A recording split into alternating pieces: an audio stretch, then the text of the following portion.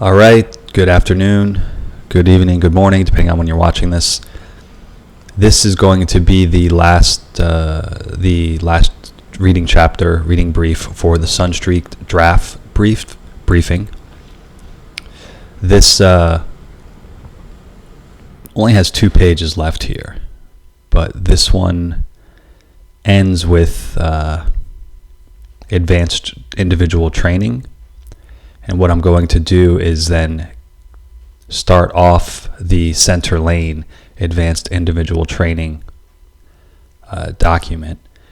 I might break this out of that one to start off the center line chapters. I'm not sure yet. I might just duplicate this video and then just put it into 2 separate playlists, which would be a little bit easier. But I'll figure that out towards the end. So here we are.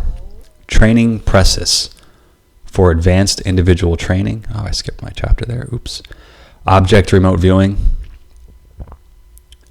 The purpose of object remote viewing, ORV, is to give the remote viewer perceptual experience in an area unaddressed by other training. Basic training in remote viewing, RV, usually uses geographic locations as targets for the remote viewer. For the purposes of basic RV training, such as targets, serve well to develop elementary viewer skills and establish some level of viewer self-confidence, as well as a degree of reliability. Basic RV training does not, however, place any emphasis on the accurate acquisition and description of fundamental structural elements or individual objects. Just adjusting in my chair here. Since such information is important in the practical exploitation of RV, training exercises in ORV are conducted.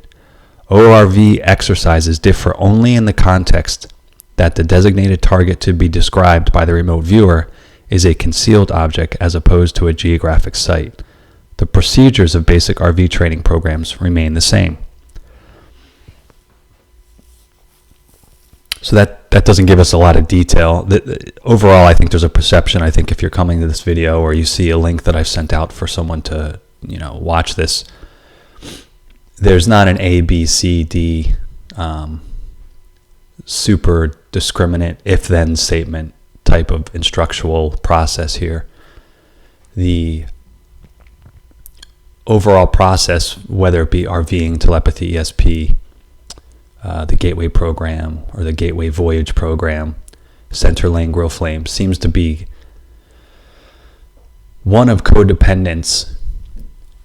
However, we know that a lot of people were doing these types of things without that kind of dependence, where they were just sort of functioning ethereally, naturally.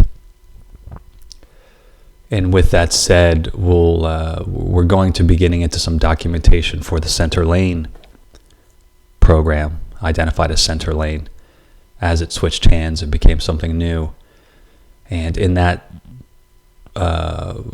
briefing session, we're going to come across a document from one of the project managers within Center Lane.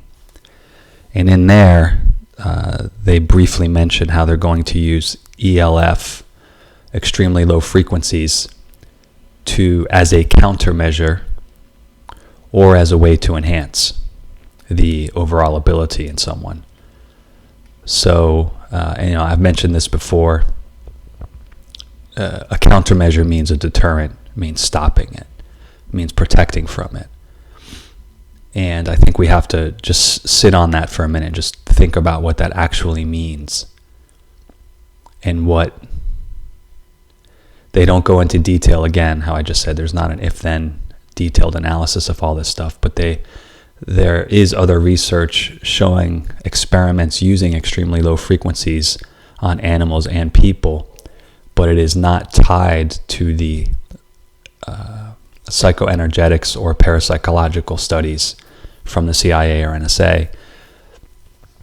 What you do see, and what we read in Cryptological Aspects of ESP, the very first playlist of this reading series, is that someone was overseeing, or at least had a bird's eye view of all the information compiled, even though they were separated through compartmentalization within the agency or research institutes or subcontractors.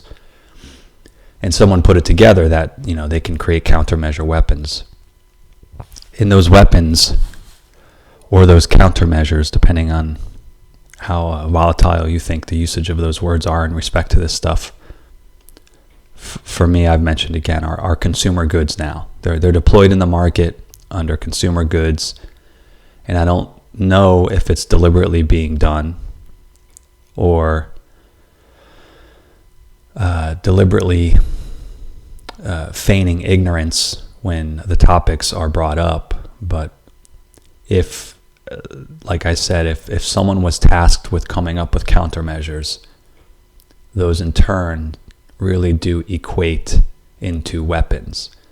And if you have a weapon or a countermeasure that can enhance or deter someone's biological or psychological ability to remote view, use telepathy, ESP, or whatever parapsychological term you want to use, if you have that, you are inadvertently also, depending on the level of sensitivity that an individual has, you are also inadvertently affecting those people.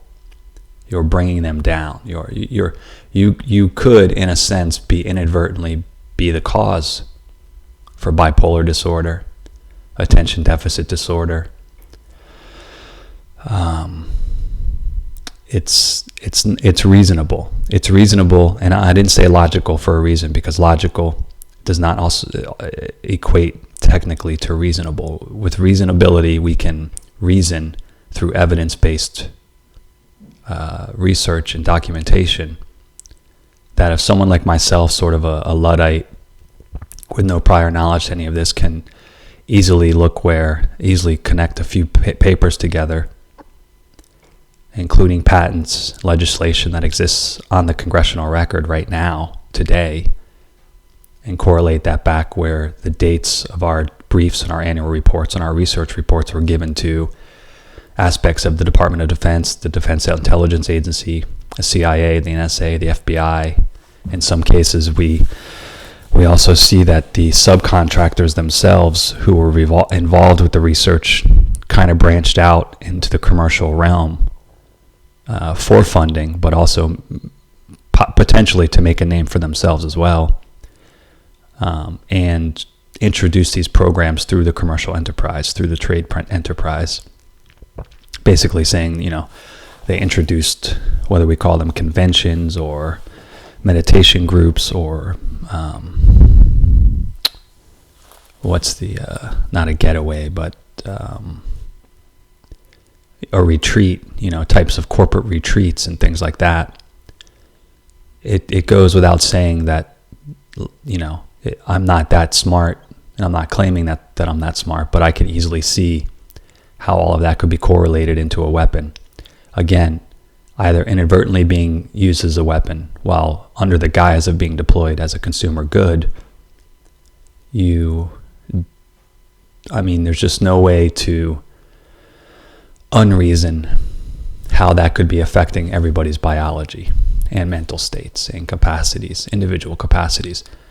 And we've seen, and we see it today as well. We have seen and we see it today, how a small anecdote is often enlarged and extrapolated somehow to represent a very large set, right? So 2 people get sick and then, 10 people get sick and it's an outbreak or it's an epidemic. And we use those words very loosely these days and very freely and in an exacerbated way.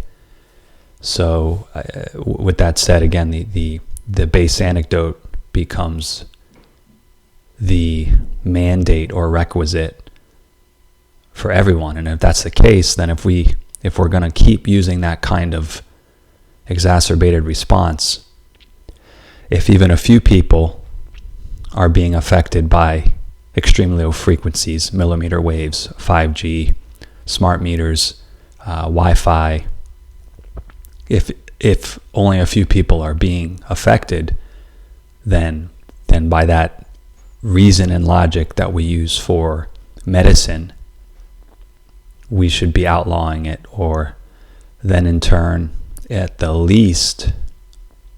very least, in order for the consumer to make their own decision, at the least introduce a marketplace where people can be protected from this stuff. A place where consumer goods exist that, allow us to make those purchases in some capacity. And the problem with that is that by doing that, it subversively affirms that we have an issue to begin with, right? If a marketplace is allowed to exist and become part of the mass consumer marketplace, whereby I can find some sort of clothing or apparel or jewelry or something that allows me to protect myself against these things, it affirms that the potential for harm is already there. It's kind of a psychological two-way highway. So I'll be getting into some of that stuff in the next few chapters in reading sessions of other documents. But I think that's important to say up front right now, as I haven't said it at the beginning of all the briefs, because I don't want to deter people, and I don't want to undermine the potential, let's say, valor or the potential effort that people have invested already in an attempt to bring these opportunities to us, to produce this research and then say, look at this wonderful thing. It looks like ancient texts and our old knowledge might have very well been true, and you know what? We all are in fact a part of God. There's so many different ways to explain that, and I don't want to undermine that. But if these things have been, if these groups then in turn were tasked with creating countermeasures, those countermeasures, no matter what term you use, the only thing that defines them as a countermeasure is how they're used, is how they themselves are used, whether it's as a weapon or a countermeasure. And that's just semantics. That's doublespeak. So this was the object remote viewing, and then we have the last paragraph for the Sunstreak annual briefing, and this is advanced individual training. We'll read this paragraph and then start off on the advanced individual training for center lane personnel. The purpose of advanced individual training, AIT, is to involve fully trained and experienced remote viewers in progressive perceptual techniques and novel training sessions. These training sessions are selected to provide sight stimuli not normally encountered during day-to-day remote viewing sessions. AIT sites may include such off-planet locations as Mars, Viking Lander, sites of religious significance like the Vatican, locations of catastrophic events like Hiroshima, etc. AIT sites serve a dual purpose. They maintain the trained remote viewer's interest by challenging his or her ability. In so doing, enhance the ability itself by expanding the perceptual experience level of the remote viewer.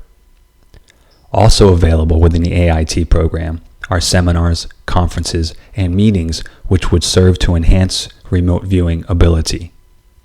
Of special interest in the AIT of selected experienced remote viewers is hemispheric synchronization training available from the Monroe Institute. This training has been successfully employed in the past and is fully documented under separate cover. Separate cover means, a different program, special access program, a different classification. All right, this is the end of the Sunstreak debriefing, and then let me move into a little bit of advanced training here. And I'll just scroll through this, and some of the stuff we're going to hear again, we're going to hear some details we don't necessarily need to hear.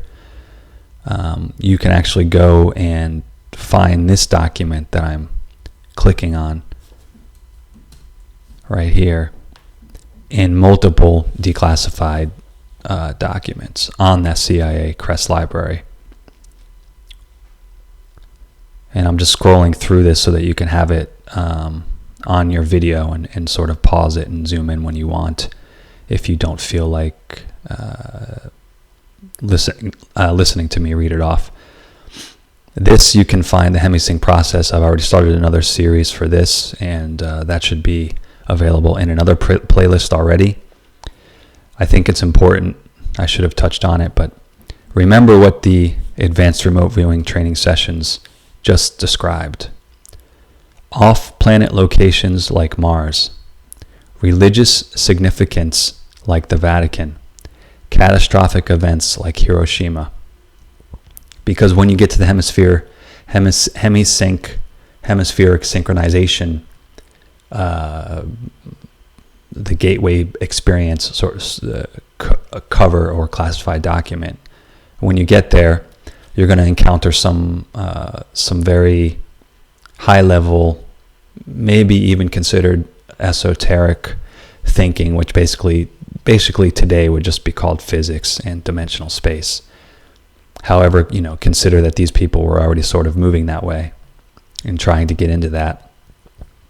And then, of course, don't forget that most of this research, in one way or another, exists embedded and encoded in our religious texts, in our occult texts, in our philosophical texts.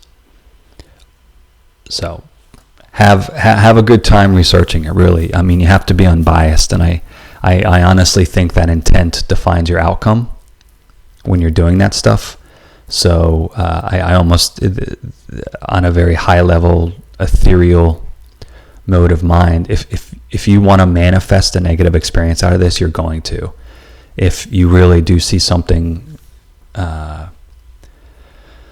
euphoric or significant to your development, or even our development as a group of people or as a society, that's going to manifest itself in what you read as well.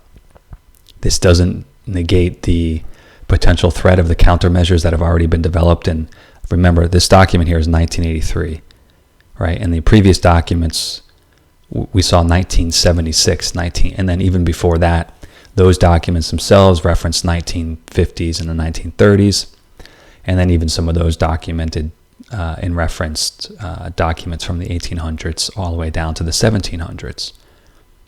So the only thing we seem to be doing that's new is hurting each other.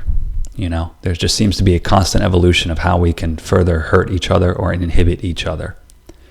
And that does sound negative, and you could say, well, that's in direct proportion to how much we're able to help each other. And I wouldn't disagree with that necessarily. However, in my mind, at least from an idealistic perspective, breaking something is a lot easier than building something. Hurting something is a lot easier than healing it, or advancing on existing information in a positive way is harder than just compromising it and turning it into a weapon, because anything can be a weapon. Bottom line, at the end of the day, anything can be a weapon. Words, 2x4, or it doesn't matter. Or like a Wi-Fi router. All of that stuff can be used. So we have to, you have to come here without a lens of discontent or dissonance. It's complicated information, and it may not help with my overtones and my commentary at the intermittently throughout the reading, or it may help, but you do have the opportunity to go read these yourself. I'm just trying to encourage you to do it without any bias, because that's really what has to happen if anybody wants to learn anything or make a sound judgment based on it, especially with stuff as advanced or as highly abstract or contentious, fundamentally contentious to contemporary society as most of us understand it. All right. Advanced individual training for center lane personnel. The first phase of advanced training for center lane personnel began in March 1982 with in-house application of the Discovery Series, produced by Monroe Institute of Applied Sciences, MIAS. We're not going to give the address. The Discovery Series training involved the use of specially designed, commercially available audio tapes which produced enhanced levels of mental concentration. The second phase of training was initiated in July 1982 with the Gateway program, also from MIAs. The Gateway program involved sending project personnel for resident training at MIAs. Project personnel were scheduled for attendance along with members of the public. This phase of advanced training further developed the ability of project personnel to achieve enhanced levels of mental concentration, improved their target acquisition, and increased target resolution during operational missions. So we have a phrase there, target resolution, which should stick pretty well when we say things like clarity of the image or I'm going to shift in my chair, perceptibility of whatever it is you're reviewing. The next phase of advanced training for center lane personnel will also involve the educational facilities of MIAs. It is proposed that Robert A. Monroe, founder and executive director of MIAs, be paid as a consultant to train center lane personnel in the use of the patented HemiSync process developed by Monroe. The purpose of this training is to enhance the identified ability of selected center lane source personnel to both acquire and describe information of intelligence interest unavailable by any other collection method. Training will be specifically tailored and designed to meet the requirements of this office and extend beyond the confines of the public program currently offered at MIAs. Training is expected to last 10 weeks and will include instruction in the use of application of non-intrusive biomonitoring equipment employed by the consultant, instruction and the development of HemiSync tapes custom-made for special sources or project sources,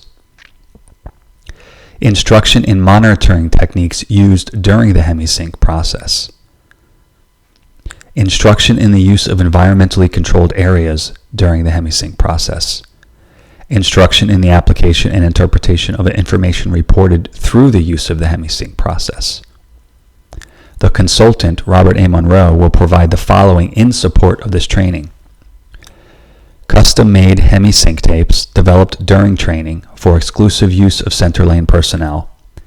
These tapes will be designed to enhance the demonstrated perceptual abilities of source personnel and will become the property of this office. Training facilities to include all equipment and supplies required. Food and lodging for project personnel who will be trained.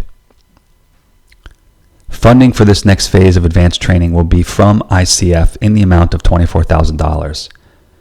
This amount represents the total cost of training for 2 project personnel, excluding transportation, which will be by government automobile. Funds for this training are not otherwise available. Use of ICF precludes the unauthorized disclosure of information classified secret CL4 under the Center Lane Special Access Program, SAP. Funds are available.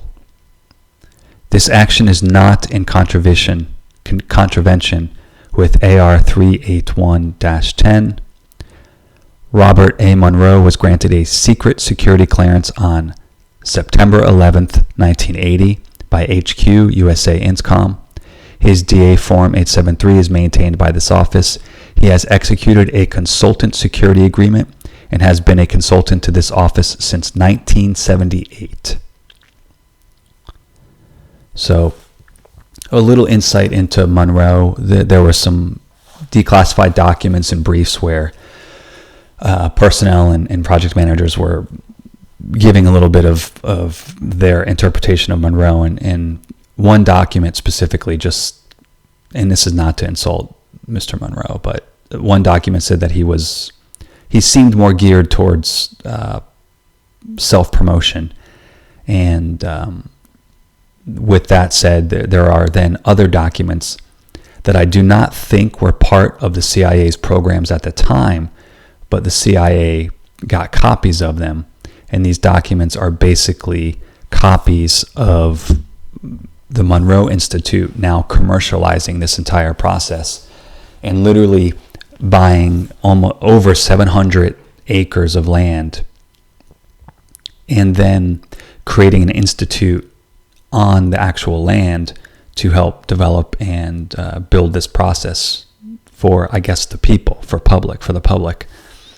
I don't know what's happened to that. I haven't researched into it, but there was a large scale up apparently of this, and it must have hit mass consciousness, and those of us who were too young or watching TV or chasing boys and girls, or in college, or sort of already either missed the bus or just didn't have the channel of acquisition to hear about these things outside of just what was science fiction and books available in the bookstore. I would assume now that there's a lot of people out there doing it.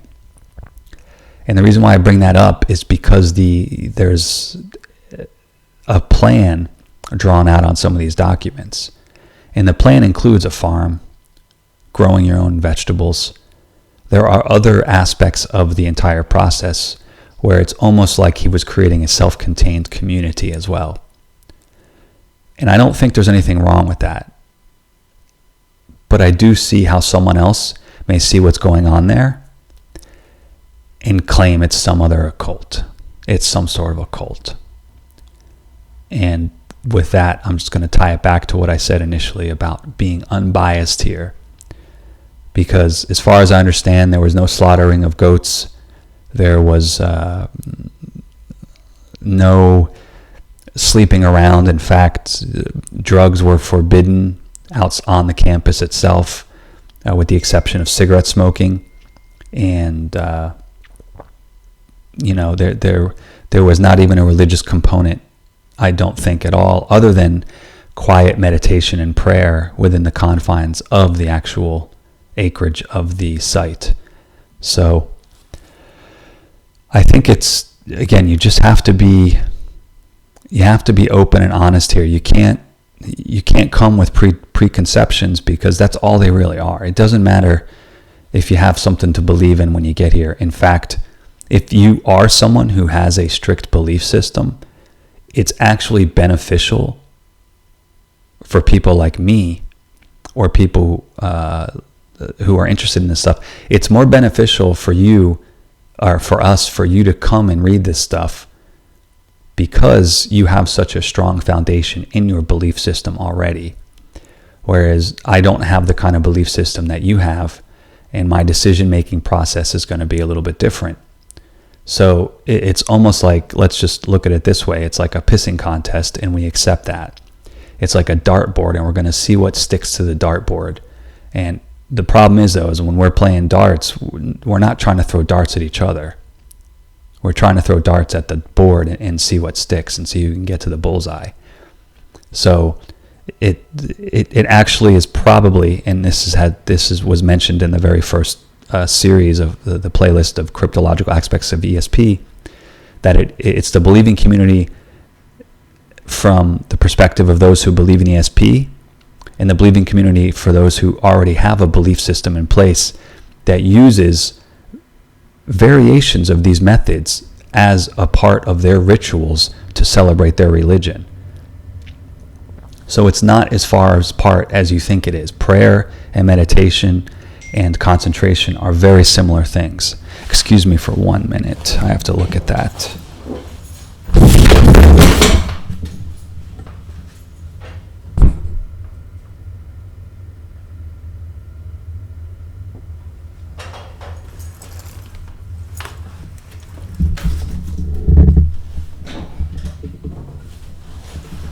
Still recording here.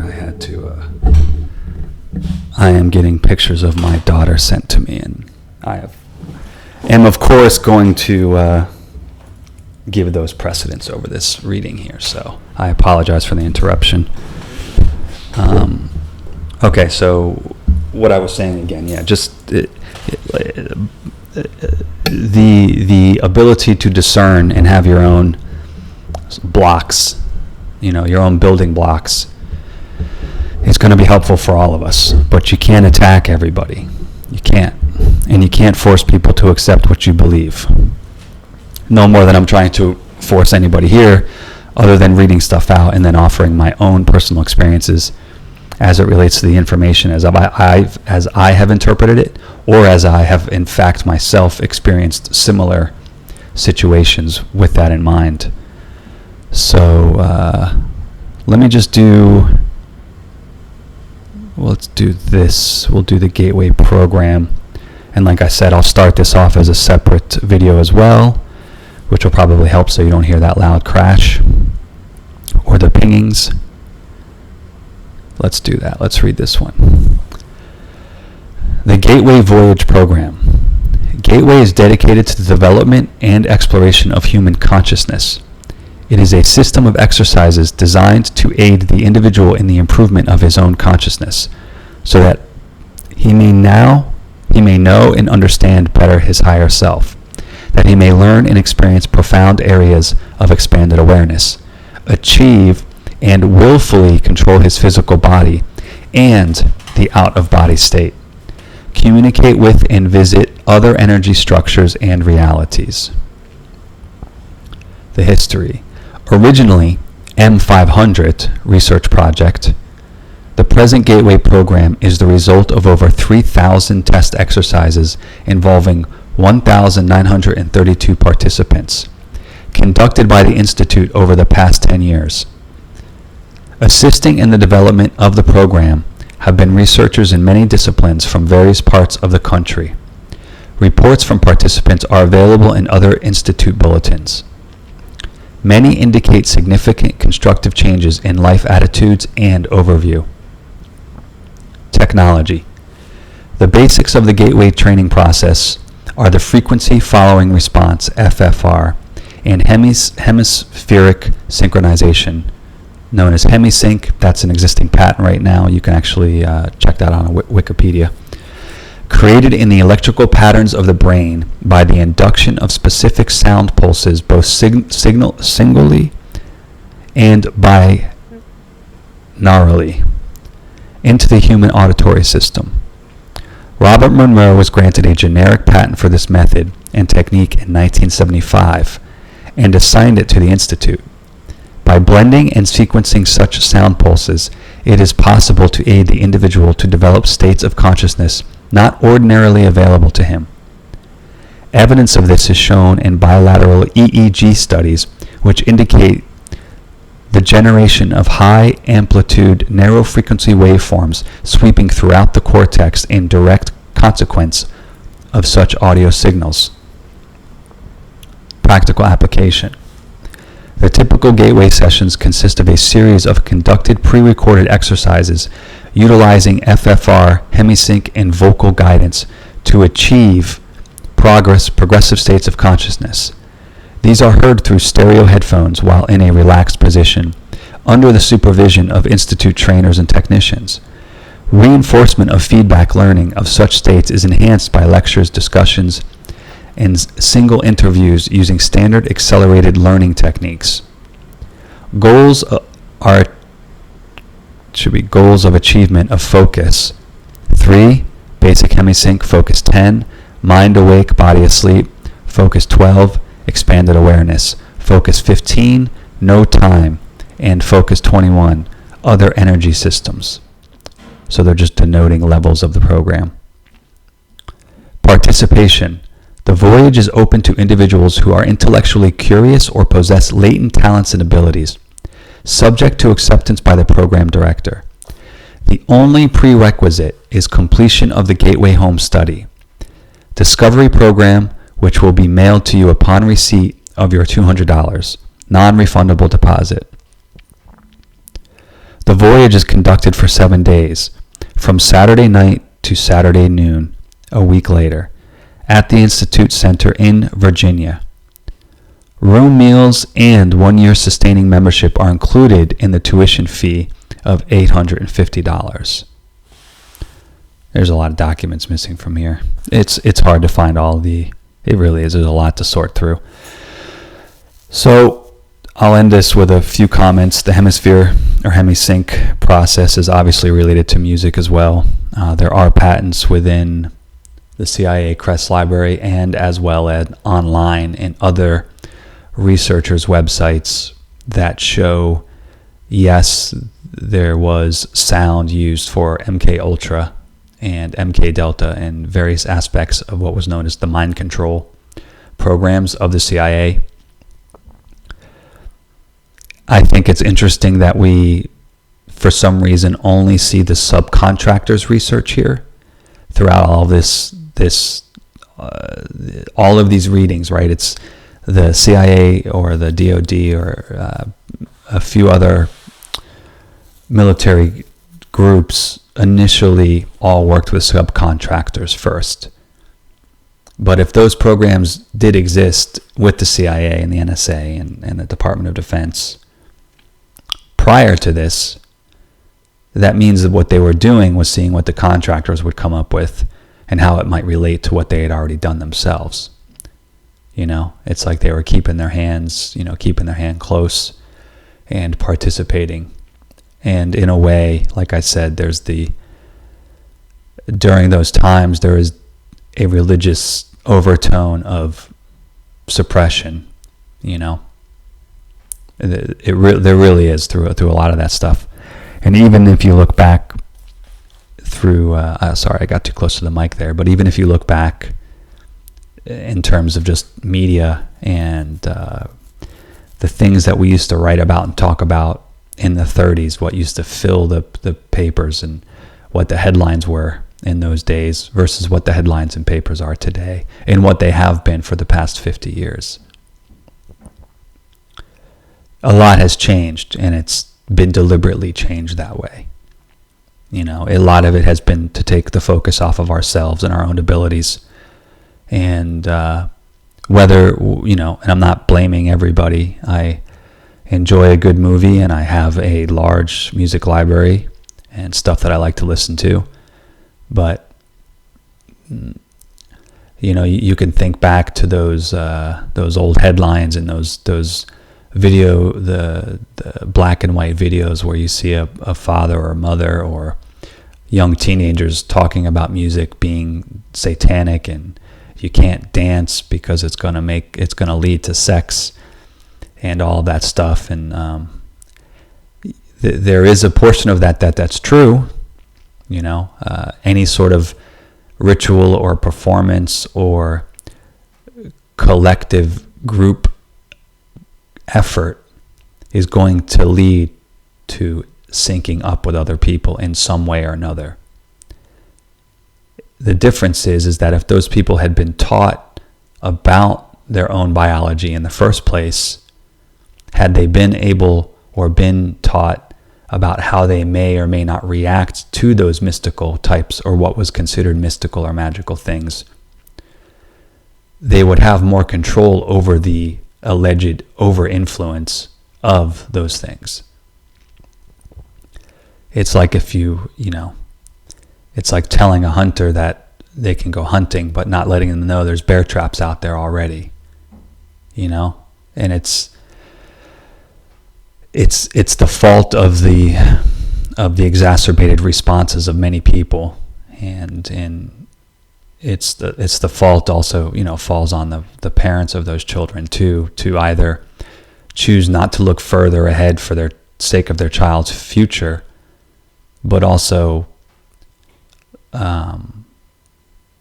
to completely limit how far their child can look ahead and expect almost a carbon copy or a Xeroxed copy of who the parents themselves are. And that is just that, right? That's a recipe for danger for those children in either one of those avenues, because there's going to be someone who lets their child grow and develop in a more empirical way, and there's going to be a family that wants their child to understand all the old ways. And I don't mean religion, I mean just all the old ways of life before ease of use and accumulated knowledge, where one person's personal library has 2 or 3 books on almost every subject known to us, and could go out and if they want to make their own farm, right, without any issue. And that also leads to the idea of licenses and registration and all kinds of overextensions of government. But the family that doesn't let their child move anywhere without, or when they do let their child move, they've failed to acknowledge their own fears, right? They fail to educate their child on not the devil or demons or anything like that, but failed to let them know what's already out there and what's already been done. And that is not, again, it's not I'm just using the best words I have. It's not to say, I know so many great people from so many different backgrounds. There's not a way for me to ever really hate any one group, because I've just had so many different acquaintances with so many different people that it's left me with a little bit of something to love in each experience. There's some I could, I could still have issues with, and I might have some things to say, but overall we just have to recognize that journey forward or around or backwards or sideways is always being led by someone else. You're not going to be the first, you're not going to be the last, and neither are your parents, and neither will your children. All right, so this again, we'll turn this into a separate chapter series, Center Lane. Have a good day.